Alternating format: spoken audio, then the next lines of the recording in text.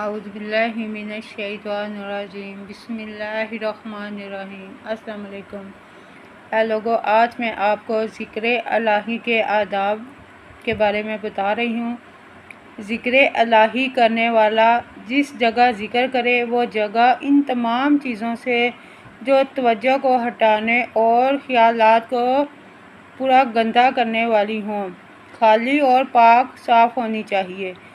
اور ذکر کرنے والا دعا کے آداب میں مذکور بالا صفات مثلاً اخلاص، خشوع و خضوع، ظاہری و باطنی طہارت و نظافت وغیرہ سے موصوف ہونا چاہیے، اس لیے کہ ذکر اللہ سب سے افضل عبادت ہے، اس لیے اس میں دعا سے زیادہ تعظیم و احترام اور احتیاط و اہتمام کی ضرورت ہے۔ اور ذاکر کا منہ اور زبان بالکل پاک و صاف ہونی چاہیے۔ اگر کسی چیز کی بو منہ میں ہو تو مسواک کر کے اس کو ضرور دور کر لینا چاہیے۔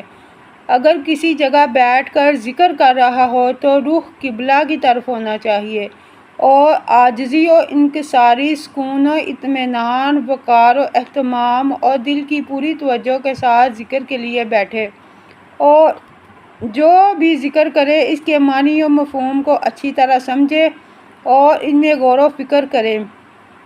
اگر کسی ذکر کے معنی نہ جانتا ہو تو کسی عالم سے پوچھ لے اور سمجھ لے، اور تعداد زیادہ کرنے کے خیال سے جلد بازی نہ کرے۔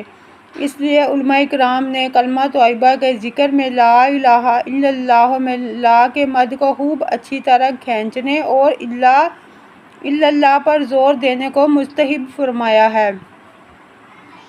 اور جو بھی ذکر حضور علیہ الصلوۃ والسلام سے ثابت ہے، خواہ واجب ہو یا خواہ مستحب، جب تک اس کو زبان سے اس طرح ادا نہ کرے کہ خود سن لے، اس وقت اس کا کچھ اعتبار نہیں، یعنی دل ہی دل میں یہ سوچنا ذکر نہیں کہلاتا۔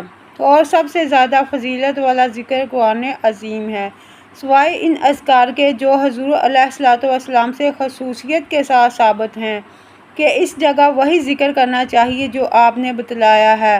مثلاً رکوع میں آپ نے سبحان ربی العظیم بتلایا ہے، اور سجدہ میں سبحان ربی الاعلیٰ، لہٰذا رکوع اور سجدہ میں یہی پڑھنا چاہیے، قرآن نہیں پڑھنا چاہیے۔ اس لیے آپ نے رکوع اور سجدہ میں قرآن پڑھنے سے منع فرمایا ہے۔ اور سب سے بڑی بات کہ ذکر اللہ کے فضیلت، تحلیل، لا الہ الا اللہ، تسبیح، سبحان اللہ، تکبیر، اللہ اکبر میں مختصر نہیں ہے، بلکہ کسی بھی عمل، قول یا فعل میں اللہ تعالیٰ کی اطاعت کرنے والا اللہ کا ذکر کرنے والا ہے، اور وہ عمل ذکر ہے۔ اور جب بندہ حضور علیہ الصلوۃ والسلام سے منقول مختلف افکار، مختلف حالات اور مختلف اوقات میں رات دن، صبح و شام پابندی کے ساتھ پڑھتا رہے گا تو اللہ تعالیٰ کے ہاں کثرت سے اللہ کا ذکر کرنے والے مردوں اور عورتوں میں شامل ہو جائے گا جن کا ذکر قرآن حکیم میں آیا ہے۔